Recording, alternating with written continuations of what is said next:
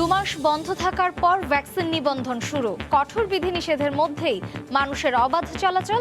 মাঠ পর্যায়ে স্বাস্থ্যসেবা নিশ্চিতে 70টি অ্যাম্বুলেন্স কিনল সরকার। সারা দেশে চলছে টিসিবির পণ্য বিক্রি। করোনাকালে সুলভ মূল্যে পণ্য কিনতে ভিড়। অব্যবস্থাপনা রোধে মাঠ প্রশাসনের সহযোগিতা না পাওয়ার অভিযোগ ডিলারদের। লকডাউনে গাইবান্ধায় নষ্ট হচ্ছে লিটারের পর লিটার দুধ। অর্ধেক দামেও মিলছে না ক্রেতা। সাগরে মাছ ধরা নিষিদ্ধ থাকায় বাগেরহাটে বেড়েছে হিমায়িত মাছ কেনার চাহিদা। এবং স্বাধীনতার 250 বছরেও অন্যতম ধনী দেশ যুক্তরাষ্ট্রে কর্মহীন কোটি মানুষ।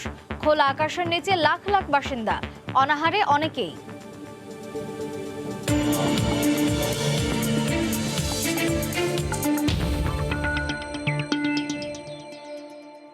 দেখছিলেন শিরোনাম। আমন্ত্রণ জানাচ্ছি দেশ ও দেশের বাইরের অর্থ বাণিজ্যের নানা খবর নিয়ে আমাদের নিয়মিত আয়োজন এ সময়ের বাণিজ্যে। আপনাদের সঙ্গে আছি আমি মার্জিয়া শ্রেয়া। 35 বছরের বেশি সব নাগরিকের জন্যই উন্মুক্ত করে দেয়া হলো কোভিড টিকা নিবন্ধনের সুযোগ।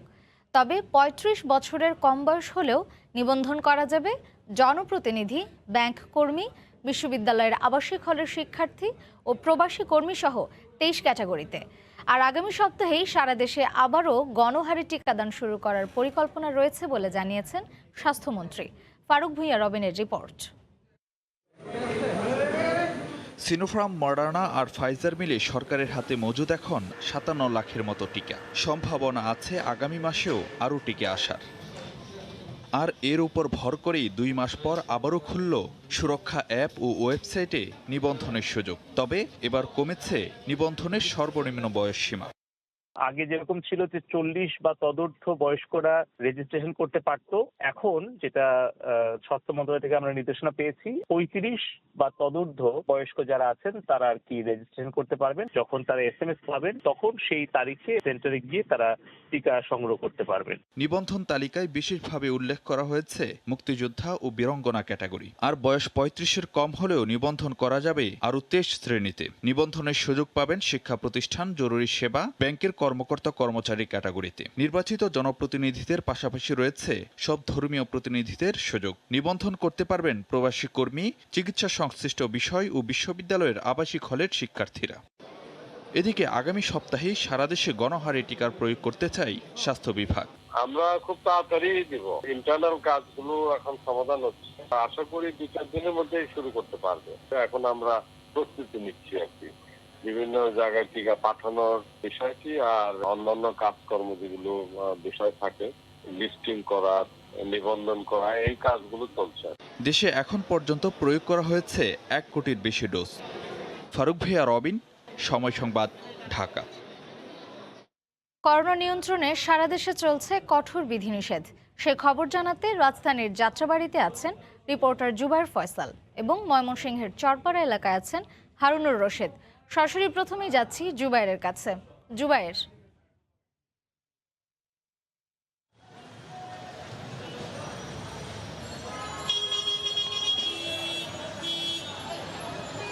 শ্রেয়া, আপনি জানেন যে কঠোর লকডাউন চলছে এবং সরকার কিন্তু মানুষকে স্বাস্থ্যবিধি মানা কিংবা নিরাপদ দূরত্বে থাকা কিংবা ঘরে রাখার জন্য যত ধরনের ব্যবস্থা নেওয়া দরকার সেটি নিয়েছে, কিন্তু তারপরেও আসলে মানুষজনের ঢল এক প্রকার ঠেকানো যাচ্ছে না। আমি এই মুহূর্তে রয়েছি রাজধানীর যাত্রাবাড়ি মোড়ে। আপনারা জানেন এটি ঢাকার অন্যতম ব্যস্ততম একটি মোড়, যার একপাশে একটা বড় কাঁচা বাজার রয়েছে এবং সায়েদাবাদ, তারপর ধলপুর এবং চিটাগং রোডের যে একটি যাতায়াতের জন্য এবং 3 দিক থেকে আসার যে একটি মোড় এখানে, যে কারণে এখানে মানুষের সমাগম কিন্তু অনেক বেশি। আপনারা দেখতে পাচ্ছেন ভিডিও চিত্রে হয়তো যে প্রচুর রিক্সা এবং প্রচুর মানুষের আনাগোনা কিন্তু যাত্রাবাড়ি মোড়ে আমরা দেখতে পাচ্ছি।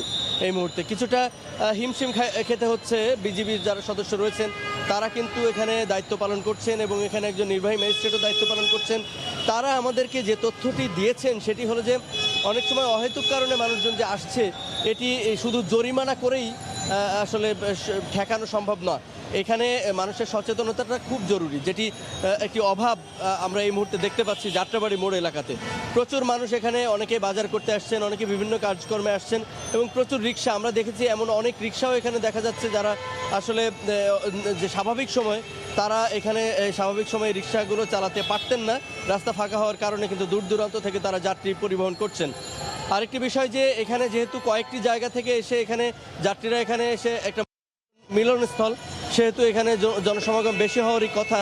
কিন্তু এখানে যে নজরদারির কথাটি আমরা বলছিলাম, বা পুলিশ, বিজিবি এবং নির্বাহী ম্যাজিস্ট্রেটের অধীনে যেই একটা তদারকি চলছে, সেটিতে কিন্তু এক ধরনের আসলে তারা বলছেন যে আসলে অনেক সময় তারা হিমশিম খাচ্ছেন, যেটি আসলে সবসময় কঠোরভাবে যে মেনে চলা বা কঠোরভাবে এই বিধিনিষেধ বাস্তবায়নে যে উদ্যোগ পদক্ষেপ, সেটি আসলে কঠোর সিদ্ধান্ত নিয়েও আসলে মানুষজনকে ঠেকানো যাচ্ছে না। অনেক সময় এটা দেখা যায় যে লকডাউনের এই পর্যায়ে এসে যখন ধীরে ধীরে মানুষজনের ভেতরে এই যে সরকারের এই কঠোর সিদ্ধান্ত মেনে চলার ভেতরে এক ধরনের শিথিলতা কিংবা উদাসীনতা লক্ষ্য করা যাচ্ছে, অথচ এই একই সময়ে করোনা সংক্রমণ কিন্তু এক ধরনের ঊর্ধ্বগতির মধ্য দিয়ে যাচ্ছে। এই ধরনের একটা শঙ্কাজনক পরিস্থিতির মধ্যে মানুষের মধ্যে যে ধরনের সচেতনতাটা দরকার, সেটি কিন্তু এক ধরনের অভাব আমরা দেখতে পাচ্ছি। আমরা এখন একটু ময়মনসিংহে যেতে চাই, সেখানে চরপাড়ায় আছেন আমাদের সহকর্মী হারুনুর রশিদ। ময়মনসিংহের লকডাউনের সবশেষ খবর জানতে তার সঙ্গে যোগ দেব।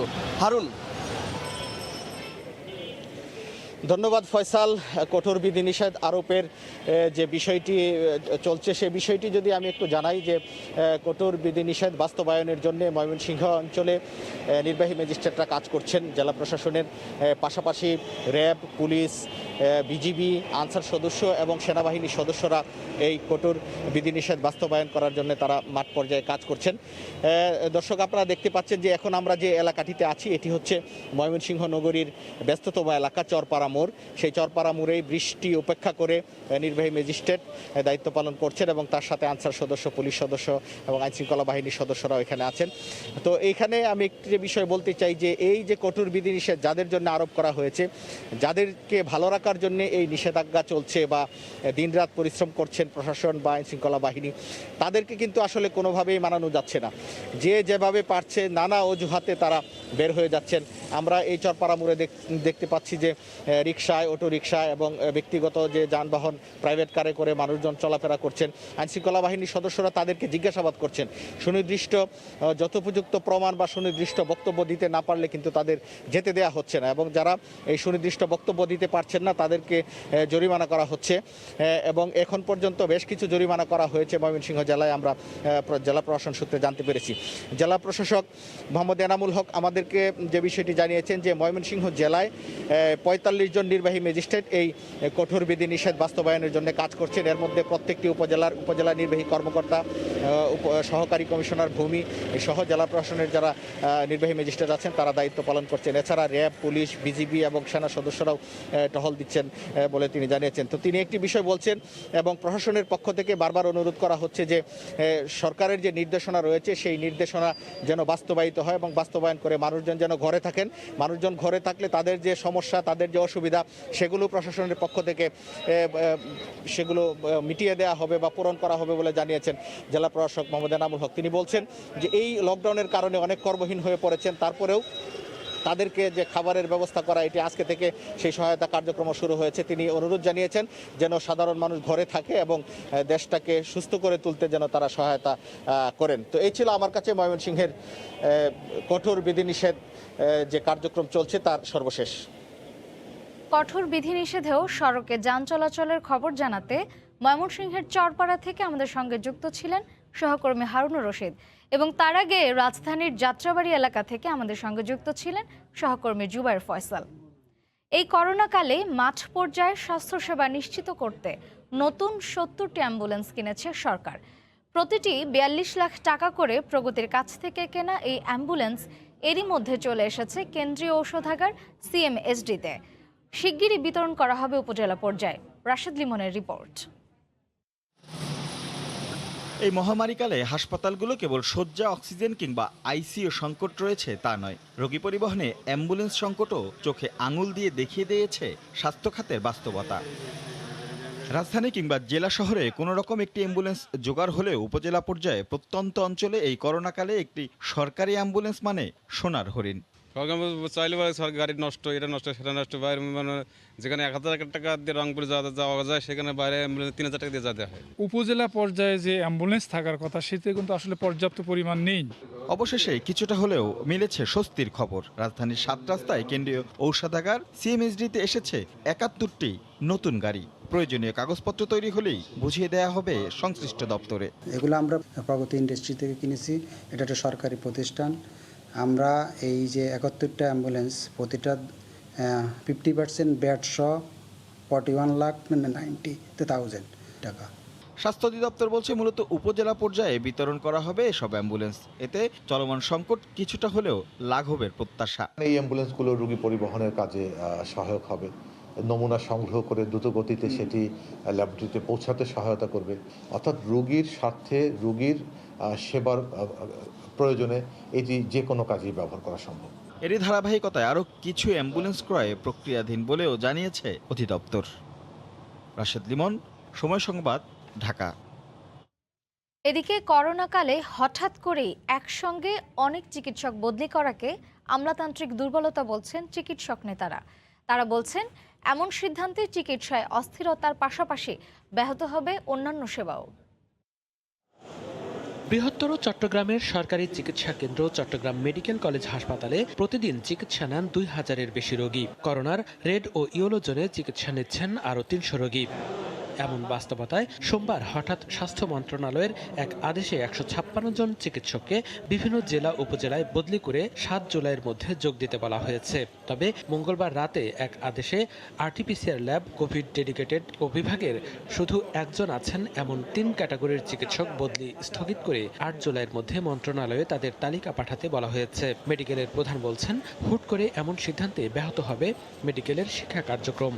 আমরা গত 1 বছর ধরে আসলে অনলাইনে ক্লাস নিচ্ছি, যার জন্য বেসিক সাবজেক্টে যে টিচাররা ক্লাস নিচ্ছেন সেখানে স্টুডেন্টদের ক্লাস নেওয়া ব্যাহত হচ্ছে। করোনা ডেডিকেটেড 140 শয্যার চট্টগ্রাম জেনারেল হাসপাতাল, অথচ সেখানেই বদলি করা হয় অন্য রোগের 60 জন চিকিৎসককে। এমন সিদ্ধান্তে চট্টগ্রামের চিকিৎসা সেবা ভেঙে পড়ার আশঙ্কা চিকিৎসক নেতার। তারা যে ডিপার্টমেন্টে কাজ করতেন সেখানে যে নন কোভিড পেশেন্টরা ভর্তি হতেন বা হয়ে আছেন তাদের চিকিৎসার ভার কে গ্রহণ করবে?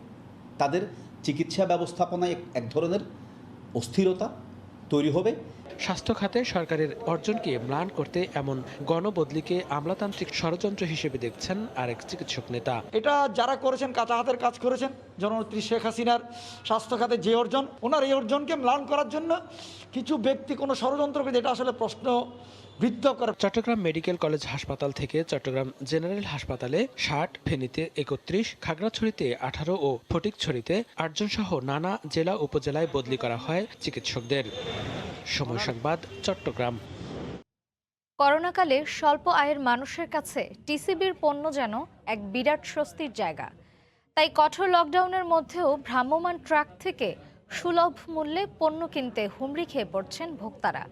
টিসিবির অনুরোধের পরও বিক্রি কার্যক্রমে অব্যবস্থাপনা রোধে মাঠ প্রশাসনের কোনো সহযোগিতা পাচ্ছেন না বলে অভিযোগ করেছেন ডিলাররা।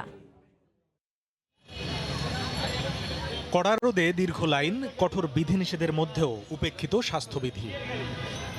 তাদের অপেক্ষা ট্রাক আসারও ঘণ্টাখানেক আগে থেকে। যাদের কেউ করোনায় চাকরি হারিয়েছেন, কারো কমেছে আয়ের সুযোগ।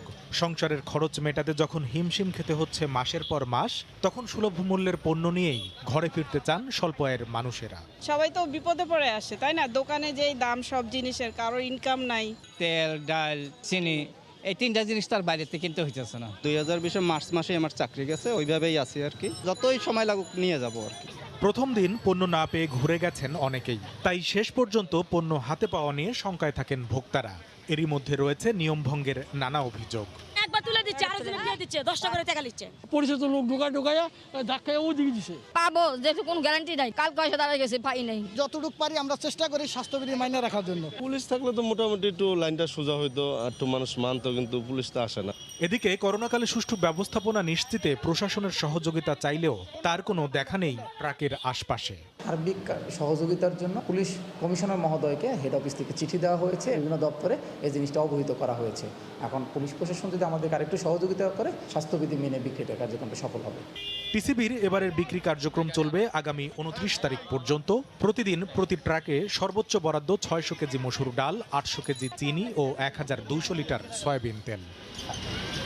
কামরুল হাসান সবুজ, সময় সংবাদ, ঢাকা। করোনা পরিস্থিতিতে লকডাউনে গাইবান্ধায় অর্ধেক দামেও মিলছে না দুধের ক্রেতা। সংরক্ষণ করতে না পারে নষ্ট হচ্ছে লিটারের পর লিটার দুধ। অন্যদিকে কোরবানির পশু বিক্রি নিয়েও খামারিদের দুশ্চিন্তার শেষ নেই। আতাউল হক সাগরের ক্যামেরায় গাইবান্ধা থেকে হেদায়েতুল ইসলাম বাবুর রিপোর্ট। সামনে কোরবানির ঈদ, সেজন্য প্রস্তুত করা প্রায় ৩৭ মণ ওজনের ষাঁড়টি নিয়ে চরম বেকায়দায় গাইবান্ধার গোবিন্দগঞ্জের জিরাই গ্রামের প্রান্তিক খামারি শাহজাহান আলী। ধার দেনার টাকায় বহু কষ্টের ষাঁড়টির ন্যায্য মূল্য না পেলে পথে বসতে হবে তাকে। বিক্রি না করলে আমার অনেক ক্ষতি আসবে, অনেক দেনাদুনা করে গরু খাওয়ার জোগাড় করেছি, দোকানে অনেক টাকা বাকিও পড়ে গেছে। গরু বিক্রি করে হাতে ঋণটা শোধ করব। রেস্তোরাঁ থেকে মিষ্টির দোকান, লকডাউনে সবই বন্ধ, ফলে ৬০ টাকা লিটারের দুধ ৩০ টাকায় দিয়েও ক্রেতা পাচ্ছে না মহিমাগঞ্জের অ্যামেক্স ডেইরি। অনুরোধ করে অর্ধেক দামে দুধ দিয়েও ক্রেতা না মেলায় বাড়তি দুধ ফেলে দিতে বাধ্য হচ্ছে তারা। প্রতি কেজি দুধ উৎপাদনের খরচ পড়ে যায় দেখা গেল ৫০ থেকে ৫২ টাকার মতো। 50% দুধে দামে দুধ নিচ্ছে, এখন তারপরেও দুধ কিছু নষ্ট হয়ে যাচ্ছে। গতকাল আমার ৬০ লিটার দুধ নষ্ট হয়ে গেছে। এখন যদি ফার্মটা হিমগুড়ি বন্ধ হয়ে যায় তাহলে আমাদের জেলা ২০-২৫ জন কর্মচারী আছে, আমাদের এদেরও তো সমস্যা। এমন পরিস্থিতিতে হাট বাজারে জনসমাগম এড়াতে অনলাইন মার্কেটিংয়ের পরামর্শ পুলিশের। মানুষজন যাতে বাজারে না গিয়ে ঘরে বসে মোবাইলের মাধ্যমে কেনাকাটা করতে পারে, তাদের যে কোরবানি যে পশু কিনতে পারে সেটাও ব্যবস্থা নেওয়া হচ্ছে। এমন দুঃসময়ে প্রাণী সম্পদ কর্তার দাবি, দুধ ও কোরবানির পশু বিপণনে কোনো সমস্যা হবে না। যাতে প্রাণী সম্পদের উৎপাদনটা অব্যাহত থাকে এবং সরবরাহ ব্যবস্থাটা ঠিক থাকে, এজন্য আমরা কাজ করছি আর কি। গত কোরবানি ঈদে ৬৭,০০০ পশুর চাহিদা থাকলেও এবার জেলার প্রায় ১৩,০০০ খামার ও ব্যক্তি পর্যায়ে প্রস্তুত করা হয়েছে প্রায় ৯০,০০০ পশু। অন্যদিকে ছোট বড় মিলে প্রায় ১১,০০০ খামারে প্রতিদিন উৎপাদন হচ্ছে ৩৭৬ মেট্রিক টন দুধ। হেদায়েতুল ইসলাম বাবু, সময় সংবাদ, গাইবান্ধা। উদ্বোধনের ৫ মাস পেরিয়ে গেলেও প্রধানমন্ত্রীর দেয়া উপহারের ঘরে ওঠেননি হিলির অনেক ভূমিহীন। পানি ও বিদ্যুৎ ব্যবস্থা নেই, অল্প বৃষ্টিতে ডুবে যায় চলাচলের রাস্তা, ঘরে প্রবেশ করে পানি, এমন অভিযোগ তাদের। তবে ঘরগুলো নকশা অনুযায়ী নির্মাণ করা হয়েছে এবং শিগগিরই রাস্তা, বিদ্যুৎ ও পানি সমস্যার সমাধান হবে বলে জানিয়েছে উপজেলা প্রশাসন। হিলি প্রতিনিধি শফিকুল ইসলাম শফিকের পাঠানো তথ্য ও ছবি নিয়ে রিপোর্ট। মুজিববর্ষ উপলক্ষে ভূমিহীনদের জন্য নির্মাণ করা সারি সারি ঘরের চারদিকে এখন বৃষ্টির পানি। সীমান্ত ঘেঁষা হিলি হাকিমপুর উপজেলার বোয়ালদার ইউনিয়নের পলি বটতলি এলাকায় নির্মাণ করা হয় এসব ঘর। গেল জানুয়ারি মাসে উদ্বোধনও করা হয়। ৮৬টি পরিবার এসব ঘরে থাকার কথা থাকলেও বসবাস করছেন মাত্র ৩৩ জন। তাদের অভিযোগ, নির্মাণাধীন এসব ঘরে নেই বিদ্যুৎ, নেই পানির ব্যবস্থা। অন্যদিকে দ্বিতীয় ধাপে উদ্বোধন হওয়া ঘরগুলোরও একই অবস্থা। সমস্যা, এখানে পানি কাদা, এখানে চলার মতো পরিবেশ নেই। এই কারেন্টের ব্যাপারে আমাদের বলে ওয়ার্লিং করে, আমাদের হাত ধুকে ওয়ার্লিং করলাম করে আমাদের কারেন্ট ছোট বাচ্চাদের নিয়ে গরমে থাকা যায় না, কিছু না। সবগুলা ঘর মিলে একটা টিউবওয়েল, আমরা কেমন করে যাব পানি খাতে? ঘরের মধ্যে পানি পড়ে, পানি শেষে ফেলে দিতে হয়। সামান্য বাতাস হতে পিছনকার বারান্দা উড়ে চলে গেছে। পানি পরে ঘরের ভিতর থাকা যায় না, বাচ্চা কাচ্চা নিয়ে থাকা যায় না, সমস্যা। একটু হাঁটু পানি জমুক, কত পরিশ্রম করে আমরা চলতেছি। এদিকে সরকারি নিয়ম মেনেই ঘরগুলো নির্মাণ করা হয়েছে বলে জানান উপজেলা নির্বাহী কর্মকর্তা। এলজিডির মাধ্যমে করা আছে যে ওই ঘরগুলোর মাঝখানে যে রাস্তা, সেটি পাকাকরণের প্রকল্প ইতিমধ্যে নেওয়া হয়েছে। তারা প্রজেক্ট তাদের স্ব দপ্তরে পাঠিয়েছেন, সেটি পাশ হয়ে গেলে প্রত্যেকটা ঘরের সামনেই আমরা 10 ফুট চওড়া পাকা রাস্তার ব্যবস্থা। উপজেলা প্রশাসনের তথ্য মতে প্রথম পর্যায়ে উপজেলার 3টি ইউনিয়নে 145টি ঘর নির্মাণ শেষে ভূমিহীনদের কাছে হস্তান্তর করা হয়। সময় সংবাদ, হিলি। যমুনা নদীতে পানি বাড়ার সঙ্গে সঙ্গে বাড়ছে স্রোত। এতে ভাঙন আতঙ্ক বিরাজ করছে নদী তীরবর্তী মানুষের মাঝে।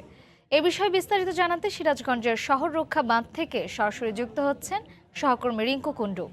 রিঙ্কু, জানেন যে গত কয়েকদিন ধরে কিন্তু যমুনা নদীর পানি বৃদ্ধি অব্যাহত রয়েছে এবং এই পানি বৃদ্ধি অব্যাহতর সাথে সাথে কিন্তু নদীতে স্রোতও বাড়ছে। আমরা দেখতে পাচ্ছি গত কয়েকদিন ধরে স্রোতের যে স্রোত বাড়ছে সেই কারণে কিন্তু নদীতে আসলে ভাঙন শুরু হয়েছে। আমরা দেখেছি যে সিরাজগঞ্জের শাহজাদপুর, উল্লাপাড়া, বেলকুচি, চৌহালি সহ বেশ কিছু এলাকায় কিন্তু আসলে ভাঙনের সৃষ্টি হয়েছে। আমরা এই কিছুদিন আগে গত সপ্তাহে দেখেছি সিরাজগঞ্জের শহর রক্ষা বাঁধে কিন্তু প্রায় 150 মিটার এলাকা কিন্তু নদী করে বিলীন হয়ে যায় ভাঙনের কবলে পড়ে। সেই ভাঙনের পর থেকে কিন্তু পানি উন্নয়ন বোর্ড কিন্তু বালি ভর্তি জিও ব্যাগ ফেলা শুরু করেছে এবং আমরা দেখছি যে এই যে সড়রক্ষা বাঁধ সেটিতে কিন্তু এখনো বালি ভর্তি যে জিও ব্যাগ সেটি কিন্তু ফেলা হচ্ছে এবং পানি উন্নয়ন বোর্ডের নির্বাহী প্রকৌশলী আমাদেরকে জানিয়েছে যে এই বাঁধের বেশ কিছু অংশে কিন্তু নিচে ভাঙনের আশঙ্কা দেখা দিচ্ছে, কারণ নিচে কিন্তু নিচে যে বাঁধের যে বালি সেটি কিন্তু অনেকটা সরে গেছে বলে জানিয়েছে পানি উন্নয়ন বোর্ড। সে কারণে তারা এখানে বালি ভর্তি জিও ব্যাগ কিন্তু ফেলছে এবং এই যে ভাঙনের আতঙ্ক সেটি কিন্তু শহরবাসীর মধ্যে আমরা এখনো লক্ষ্য করেছি এবং শহরবাসী যেটি বলছে যে এই ভাঙনের যদি অব্যাহত থাকে তাহলে কিন্তু তারা আসলে সয় সম্বল নিয়ে আসলে তারা খুবই দুর্বিষহ একটি বিপদের মুখে তারা আশঙ্কা করছে এবং এই ভাঙন পাশাপাশি সিরাজগঞ্জের বেলকুচি, চৌখালী এবং এনায়েতপুরের বেশ কিছু অংশে কিন্তু নদী ভাঙনের সৃষ্টি হচ্ছে এবং নদীতে প্রতিদিনই পানি বাড়ছে, সেই সাথে স্রোতের পরিবর্তে কিন্তু এই ভাঙনের সৃষ্টি হচ্ছে এবং পানি উন্নয়ন বোর্ড যেটি বলছে যে এই নদীতে স্রোতের ফলে বাঁধের যে নিচের অংশের মাটি সেটি কিন্তু দ্রুত সরে যাচ্ছে, যে কারণে এই ভাঙনের তীব্রতা আসলে লক্ষ্য করা যাচ্ছে এবং পানি উন্নয়ন বোর্ড বলছে যে তাদের ভাঙন রোধে কিন্তু ব্যাপক সব ধরনের প্রস্তুতি রয়েছে এবং সিসি ব্লক তারা বালিভর্তি জিও ব্যাগ কিন্তু পর্যাপ্ত পরিমাণ তারা প্রস্তুত রেখেছে বলে জানিয়েছে পানি উন্নয়ন বোর্ড। তো এই ছিল সিরাজগঞ্জের ভাঙন কবলিত এলাকা অর্থাৎ সিরাজগঞ্জের সড়রক্ষা বাঁধ থেকে আমার কাছে সর্বশেষ খবর। শ্রেয়া। সিরাজগঞ্জের শহররক্ষা বাঁধ থেকে নদী ভাঙনের খবর জানাচ্ছিলেন সহকর্মী রিঙ্কু কুণ্ডু। সাগরে মাছ ধরায় নিষেধাজ্ঞা থাকায় বাগেরহাটে সামুদ্রিক হিমায়িত মাছের বাজার, মৎস্য অবতরণ কেন্দ্র এখন সরগরম। পার্শ্ববর্তী পিরোজপুর, গোপালগঞ্জ থেকেও পাইকাররা এই হিমায়িত মাছ কিনতে আসেন এই মাছ বাজারে। দেশীয় সামুদ্রিক মাছের চেয়ে হিমায়িত এই মাছের দাম কম থাকায় স্থানীয়রাও ক্রয় করছেন এই মাছ। বাগেরহাট প্রতিনিধি আলী আকবর টুটুলের পাঠানো ছবি ও তথ্য নিয়ে রিপোর্ট। ভোর থেকেই ক্রেতা বিক্রেতাদের হাঁক ডাকে মুখর হয়ে ওঠে বাগেরহাট শহরের দরাটানা নদীর তীরে হিমায়িত মাছের এই অবতরণ কেন্দ্রটি। ওমান, জাপান ও চীন থেকে আমদানিকারকরা ফ্রিজিং গাড়িতে করে এই মাছ নিয়ে আসেন এখানে। প্রতিদিন শত শত পাইকার এখান থেকে মাছ কিনে নিয়ে গ্রামগঞ্জের হাটবাজারে বিক্রি করেন। সাগরে মাছ কম ধরা পড়ায় এবং বেশিরভাগ সময় মাছ আহরণে নিষেধাজ্ঞা থাকায় এই মাছের চাহিদা বেড়েই চলেছে।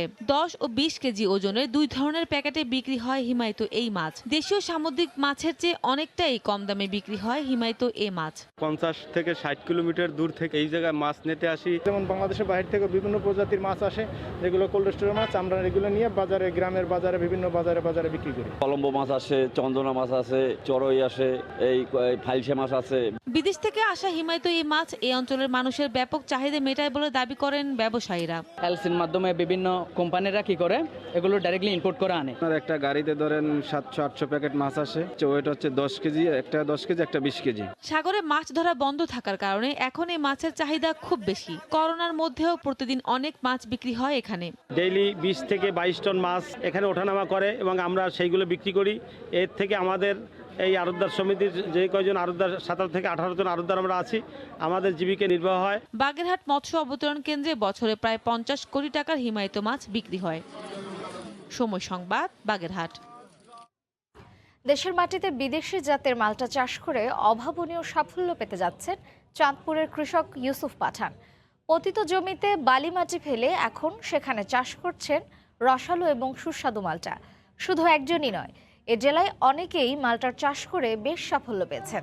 মালটা চাষিদের কারিগরি সহায়তা দিচ্ছে জেলা কৃষি বিভাগ। নাইমুল ইসলাম নীরবের ছবিতে ফারুক আহমেদের রিপোর্ট। চাঁদপুর সদরে লোধের গাঁওয়ের ইউসুফ পাঠান নিজের গ্রামে গড়ে তুলেছেন এই মালটার বাগান। ইতিমধ্যে এসব মালটা আকারেও বেশ বড় হয়েছে, আর কিছুদিন পরই বাগান থেকে বিক্রয়ের জন্য তোলা হবে। পতিত জমিতে বালিমাটি ফেলে তৈরি করেছেন মালটার বাগান। 2018 সালে শুরু করে এরই মধ্যে বেশ সাফল্য পেতে যাচ্ছেন। বাগানটিকে সমৃদ্ধ করতে প্রতিদিনই হাতে কলমে তাকে সহায়তা দিচ্ছেন কৃষি বিভাগের কর্মীরা। গতানুগতিক কৃষিকাজ না করে আমি কিভাবে দেশের পুষ্টি চাহিদা মেটানোর পাশাপাশি দেশের মানুষের পুষ্টি চাহিদা মেটাবো, নিজেও কিছু লাভবান হবো, সেই চিন্তা থেকে আমার এই মালটার বাগান করার চিন্তা আসে মাথার মধ্যে। তার এই বাগানটি দেখতে দূর দূরান্ত থেকে ছুটে আসছেন উৎসুক জনতা। এই মালটা চাষ করছে আগে পুরো আমরা কোথাও দেখি টেকি না এলাকার মধ্যে। এগুলো দেখতে অনেক সুন্দর দেখা যাচ্ছে, সার অনেক পাতলা আর অনেক রসালো। কৃষি বিভাগ জানায় বাংলাদেশ কৃষি গবেষণা ইনস্টিটিউটের একটি প্রকল্পের অধীনে বাণিজ্যিকভাবে উৎপাদনের জন্য এই জেলায় মালটার চাষ হচ্ছে। প্রতিটি গাছে ফল আসছে এবং ফলের যে সাইজ অত্যন্ত কাঙ্ক্ষিত মাত্রায় রয়েছে। আশা করছি যে এই যে মালটা, এটা এই এলাকার পাশাপাশি যে সামগ্রিক যে পার্শ্ববর্তী যে ইউনিয়ন উপজেলা ওখানেও ছড়িয়ে পড়বে। চাঁদপুরে এখন পর্যন্ত মালটার চাষ করছেন শতাধিক কৃষক। এতে সফল হয়ে অনেকে লাভবানও হচ্ছেন। দেশের বাইরের খবর।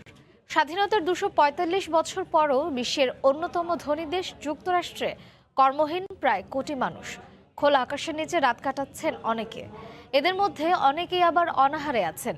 অভুক্ত এসব মানুষের মুখে খাবার তুলে দিচ্ছে আমেরিকায় বাংলাদেশিদের প্রতিষ্ঠান সুশুয়াভিল ও বিদ্যানন্দ ফাউন্ডেশন।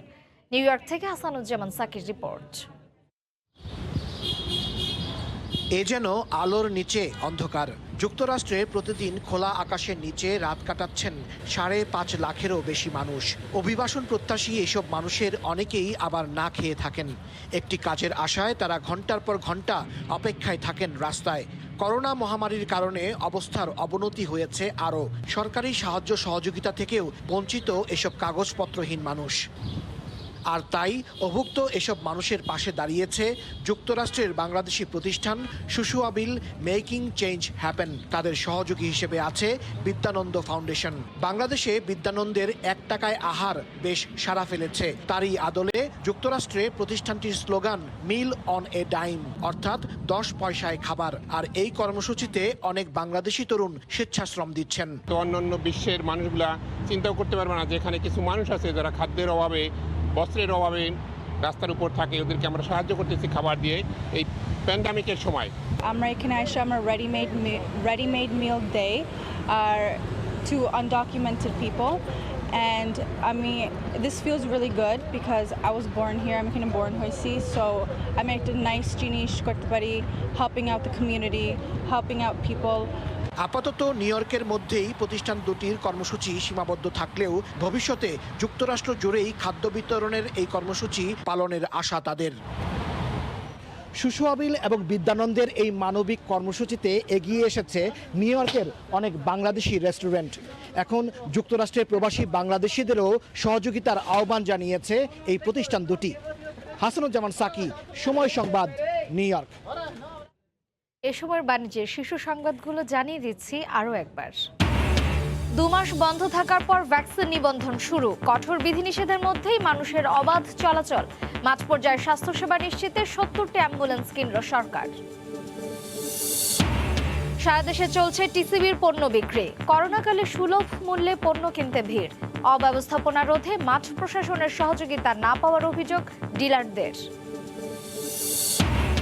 এবং লকডাউনে গাইবান্ধায় নষ্ট লিটারের পর লিটার দুধ। অর্ধেক দামেও মিলছে না ক্রেতা। সাগরে মাছ ধরা নিষিদ্ধ থাকায় বাগেরহাটে বেড়েছে হিমায়িত মাছ কেনার চাহিদা। এই ছিল এই সময়ের বাণিজ্যে। সঙ্গে থাকুন সময়ের।